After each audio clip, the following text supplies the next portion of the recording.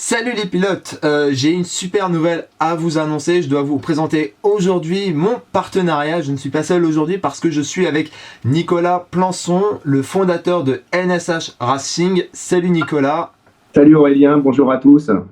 Alors NSH Racing, si vous ne connaissez pas, donc c'est une boîte qui est basée en Haute-Savoie, qui développe ses propres produits donc de sim racing. On trouve des volants, on trouve des pédaliers et ils sont aussi distributeurs Simucube. Ils proposent aussi des châssis donc de sim racing en alu dont on reparlera je crois très bientôt. Nicolas m'a contacté en septembre, il m'a parlé donc de mes produits, ils ont partagé avec moi donc en fait leurs expériences et j'ai tout de suite trouvé l'approche très agréable parce qu'en règle générale les entreprises en général protègent on va dire un petit peu leur secret de fabrication et ça n'a pas été le cas avec NSH et très vite donc ils m'ont informé qu'ils seraient très intéressés par produire la boîte SRT. Donc moi d'emblée en fait j'étais carrément partant, mon but c'est pas de protéger mon projet pour qu'il reste que à moi, donc je suis très content qu'une entreprise s'y intéresse, d'autant plus que ça va du coup permettre de porter le projet plus loin. Alors déjà évidemment de le rendre accessible à tout le monde puisque on va avoir une version commerciale et ensuite parce que ça va permettre aussi de faire évoluer la boîte sur certains terrains, d'utiliser d'autres techniques d'usinage et du coup d'avoir un produit qui sera commercial, qui sera sur certains aspects du coup mieux que la boîte que j'ai déjà parce que on va pouvoir faire appel à d'autres techniques d'usinage. On va pouvoir mettre à profit notre expérience et puis nos sous-traitants surtout qui maîtrisent différents procédés de fabrication de châssis avec d'autres types d'impression 3D. Alors c'est plus de l'impression 3D, c'est des machines soit c'est de la poudre fritée au laser, c'est des machines au laser qu'ils ont, ou alors de la coulée à froid, donc du plastique coulé à froid sous vide.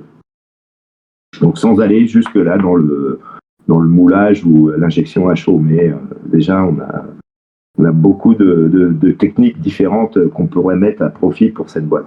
Donc de mon côté, évidemment, la condition non négociable, c'était que je conserve la propriété intellectuelle sur la boîte en l'état et futur, et je garde évidemment le droit de continuer donc de partager et de mettre à disposition tous les plans, de faciliter donc la production de la boîte. Donc pour ceux qui sont intéressés par la version do it yourself, ça ne change absolument rien. D'autant plus qu'on est aussi assez vite tombé d'accord sur le fait que les deux boîtes devront continuer d'évoluer parallèlement, avec du coup les évolutions portées sur l'une qui seraient portées sur l'autre, et du coup dans les deux sens. D'ailleurs la version qui est actuellement en bêta profite déjà de certains conseils de NSH Racing. Tout à fait, oui, tout à fait. On est là pour amener nos idées aussi et faire évoluer aussi la bêta qui évolue déjà très rapidement. Effectivement. Toutes les semaines déjà quasiment. Donc voilà. Ouais, carrément. Déjà sur les roulements, la partie, je sais pas si tu peux montrer la pièce carry edge, celle qui est à l'avant qui fait le ressenti avant-arrière. Donc voilà, par exemple celle-là, la partie juste sous le slider, je pensais mettre des roulements et en fait c'est NSH qui m'a dit non, il faut pas mettre de roulements, il faut plutôt usiner des paliers directement. Et du coup voilà, là on a fait un travail finalement sur les conseils de NSH Racing. Pareil pour la pièce qui s'appelle Crank. Voilà. Alors ça c'est une pièce sur laquelle on a pas mal galéré en fait parce qu'il y a eu pas mal de casses et en fait c'est NSH qui là aussi a dit il suffit simplement de changer le sens d'impression et en fait c'est vrai que depuis qu'on a changé le sens d'impression il y a plus eu de casse. Donc voilà, ça va vraiment dans les deux sens et donc eux de leur côté ont déjà commencé à penser à leur version commerciale, mais ils apportent vraiment leur contribution à la version actuelle. Donc c'est vraiment avec plaisir que je vous présente donc ce partenariat qui je crois sera profitable vraiment à tout le monde. Donc ceux qui font la boîte parce qu'ils profitent donc de l'expertise de NSH, ceux qui veulent du coup acquérir la boîte mais qui ne veulent pas passer par l'étape fabrication qui nécessite du temps, une imprimante, etc. Donc c'est vraiment je crois quelque chose de très bien. Et puis surtout il faut quand même aussi une bonne maîtrise de l'impression 3D parce qu'on voit que sur la bêta il y en a qui galèrent un petit peu. Alors c'est vrai que plus on a des machines performantes et chères, plus c'est facile, dirons-nous. Et la qualité des pièces en ressort aussi beaucoup plus élevée, donc forcément. Ouais.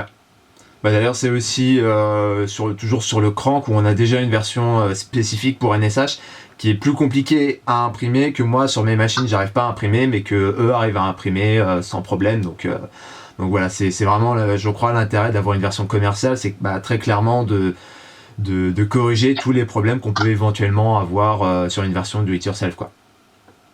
Tout à fait, tout à fait. Alors du coup, je pense qu'on peut pas, on peut pas encore parler de date de sortie ni de prix pour cette boîte NSH.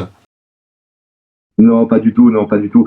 Aujourd'hui, on est voilà, on est dans le monde de la bêta, donc une fois qu'on aura validé justement la mécanique sur la bêta, on pourra travailler sur un nouveau modèle, dirons-nous, enfin, qui aura la même conception, mais qui sera certainement différent. Mais aujourd'hui, c'est vrai que déjà, il faut tester cette boîte, faut la fiabiliser à 100% et